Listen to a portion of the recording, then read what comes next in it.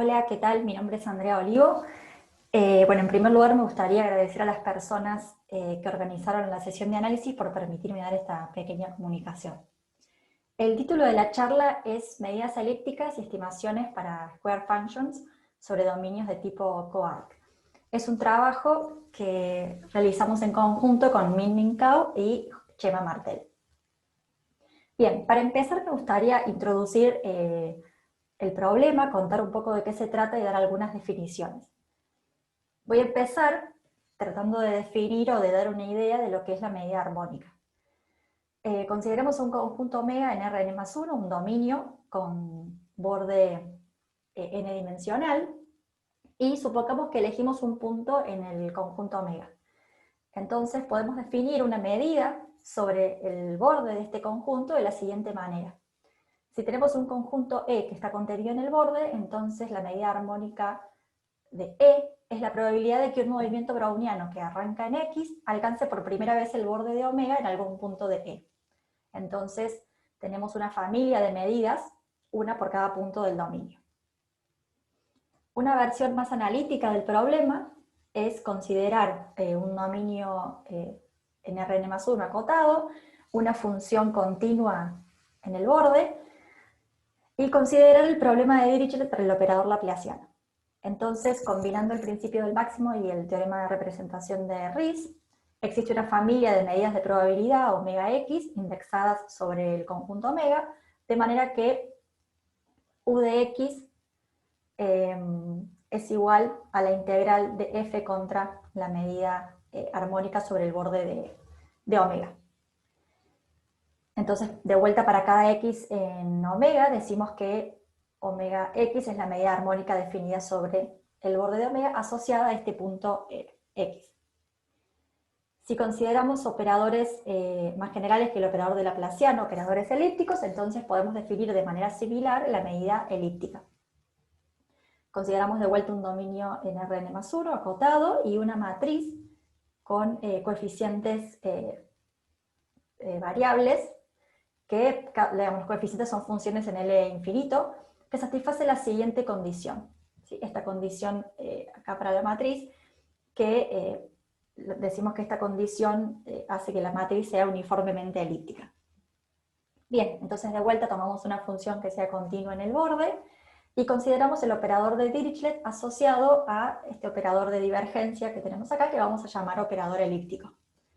Entonces, de forma análoga, la medida elíptica en cada punto de X del dominio está definida sobre el borde y es la única medida de probabilidad tal que U de X es igual a la integral de F contra la medida elíptica sobre el borde. El subíndice L indica el operador con el cual estamos trabajando. Bien, entonces, tanto la medida armónica como la medida elíptica, que en adelante vamos a denotar con omega u omega sub L, son medidas definidas sobre el borde de un dominio. En realidad tenemos una familia de medidas que dependen del punto X con el que arranquemos. Pero lo bueno es que se puede probar que estas medidas son absolutamente continuas una con respecto a la otra. Es decir, si tenemos dos puntos diferentes en el dominio, consideramos las dos medidas elípticas o armónicas, entonces una es absolutamente continua con respecto a la otra, por lo cual cualquier propiedad o resultado que se tenga para alguna de estas medidas, automáticamente es heredado por la otra. Bien, sobre el borde de un dominio hay una medida más natural a considerar, que es la medida usual de superficie, que voy a denotar con sigma, y no es otra cosa que la medida de Hausdorff n-dimensional restringida al borde. Por ejemplo, si estamos en R2 y tenemos un dominio, entonces el borde va a ser una curva, y podemos medir la longitud de esa curva con la medida de longitud de arco. Una pregunta que surge y que fue muy estudiada a lo largo de los años es ¿qué relación hay entre estas dos medidas? Por ejemplo, si un conjunto es chico con respecto a la medida de superficie, ¿es chico con respecto a la medida armónica o viceversa? O incluso si un conjunto mide 0 con respecto a la medida de superficie, su medida armónica, perdón, es 0 o viceversa. Bien, y las respuestas a estos problemas dependen en gran parte de cómo es la geometría del dominio omega y de su borde en cuestión. Un resultado en el plano es de 1916, dice que si tenemos un dominio simplemente conexo con borde rectificable, entonces la medida armónica es absolutamente continua con respecto a la medida de superficie y viceversa. Es decir, que un conjunto E mide 0 con respecto a la medida armónica, si solo sí mide 0 con respecto a la medida de superficie, para cualquier subconjunto del borde. Que un conjunto sea rectificable quiere decir que es unión de imágenes de funciones Lipschitz más un conjunto que mide 0. En este caso, para nosotros el conjunto E es lo que vendría a ser el borde del dominio.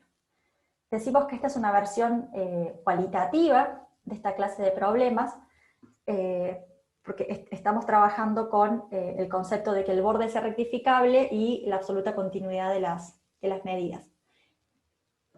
Existen versiones cuantitativas de estos problemas, que es cuando los resultados involucran conceptos que tienen que ver con las versiones cuantitativas de que un borde sea rectificable o versiones cuantitativas de la absoluta continuidad. Entonces, en general, en este contexto, los resultados se clasifican en dos tipos: resultados de tipo cualitativo, resultados de tipo cuantitativo.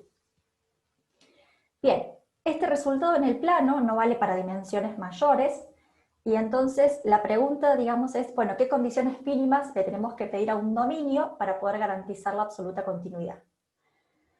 Bien, los dominios con los que voy a trabajar, digamos, de acá en adelante en la charla son dominios de tipo one-side-coord, que son los que voy a definir a continuación. Decimos que un conjunto abierto omega contenido en Rn+1 es un dominio de tipo one-side-coord si se cumplen las tres siguientes condiciones. Primero, pedimos que el borde del dominio sea n-dimensional Alford-Davis regular. Esto quiere decir que cada vez que tomamos un x que vive en el borde y un r positivo, entonces este conjunto delta de xr, que es un conjunto que vive en el borde, que no es otra cosa que cortar el borde del dominio con esta bola de centro x y radio r. Entonces, la medida de superficie de este conjunto en el borde mide como r a la n. Bien, después tenemos la condición de Corkscrew, que nos dice que existe una constante c que pertenece al intervalo 0,1, tal que cada vez que tenemos este conjunto en el borde, donde recordemos que es, como está definido acá, la intersección del borde con una bola de centro x y radio r, entonces siempre podemos encontrar una bolita que tiene centro x delta, es una bolita que tiene centro dentro del conjunto omega. Este punto se llama punto de Corkscrew, que tiene radio más chico que r y que está totalmente contenido en la bola de centro x y radio r, intersección omega. Esta constante c que tenemos acá no depende ni de x ni de r.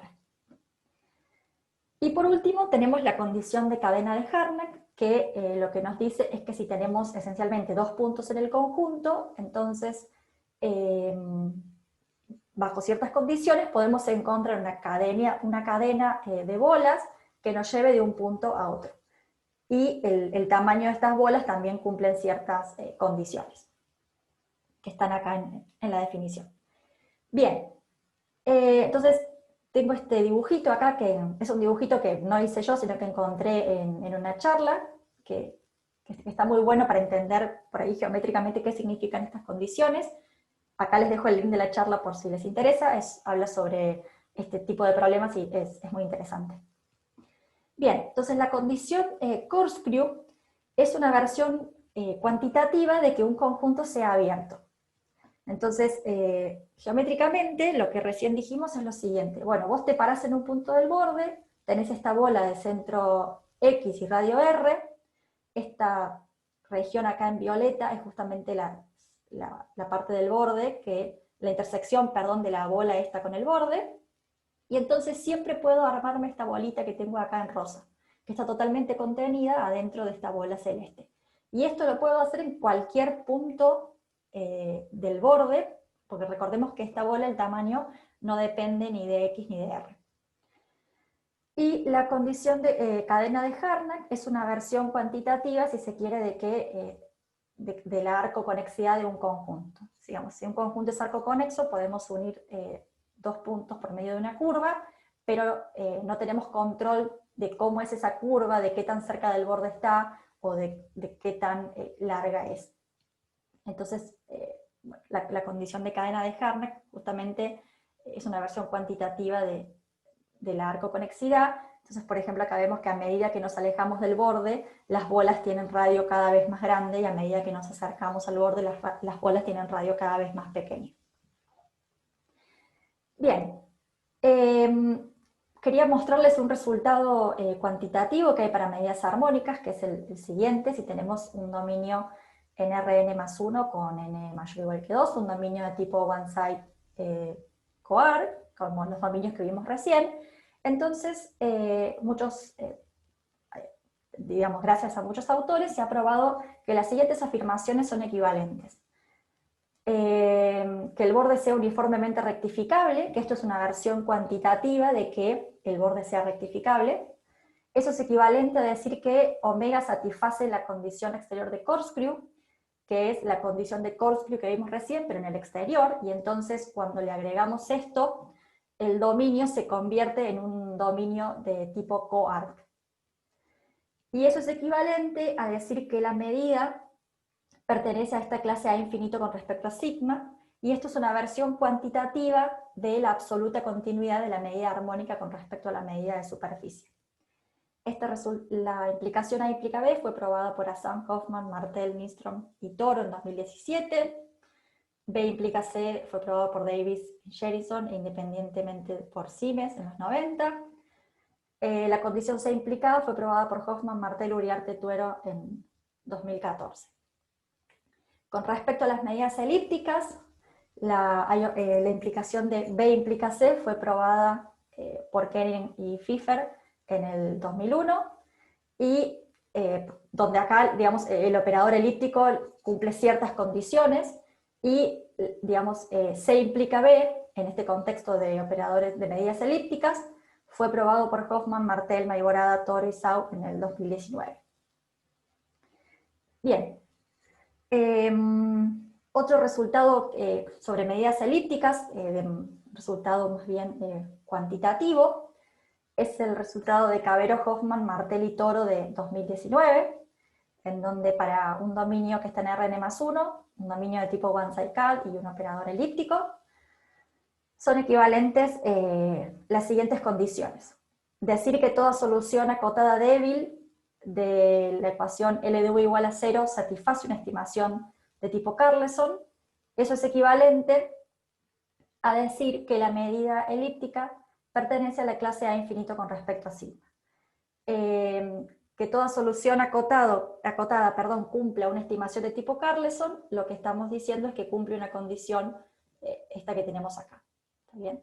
Donde, bueno, este delta que tenemos acá, que no lo mencioné, delta de I, mide la distancia de un punto del dominio al borde. Bien, entonces el objetivo de nuestro trabajo fue encontrar una caracterización para la absoluta continuidad de la medida de superficie con respecto a la medida elíptica. Esto acá debería ser omega L minúscula, perdón, asociada al operador de L, ¿no? Este operador de divergencia, donde A es una matriz que cumple las condiciones que vimos al principio. Entonces, el resultado principal que encontramos es una equivalencia que nos habla sobre la absoluta continuidad de la medida de superficie con respecto a la medida elíptica, y la finitud en casi todo punto de la square function cónica aplicada a cualquier solución acotada débil de la ecuación L de U igual a 0. Bien, entonces quiero introducir la definición de square function cónica, que es si U es, digamos, para cualquier U que sea una solución acotada débil de L de U igual a 0, entonces la square function cónica es integrar esta función que tenemos acá sobre este cono, donde alfa mayor que 0 representa la apertura, y X, que es un punto en el borde, representa el vértice del cono. Y delta, de vuelta, es la distancia del punto al borde. También quiero introducir la definición de cono truncado, y con eso una especie de square function cónica truncada, si se quiere, que es igual que antes, solamente que estamos integrando en lugar de todo el cono, un cono truncado. Es decir, cortamos el cono con una bola de centro X y radio R. Bien. Entonces, el resultado que probamos es el siguiente. Estamos en un dominio de tipo one-side-CAD, tenemos la medida de superficie, el operador elíptico, y entonces probamos que las siguientes afirmaciones son equivalentes.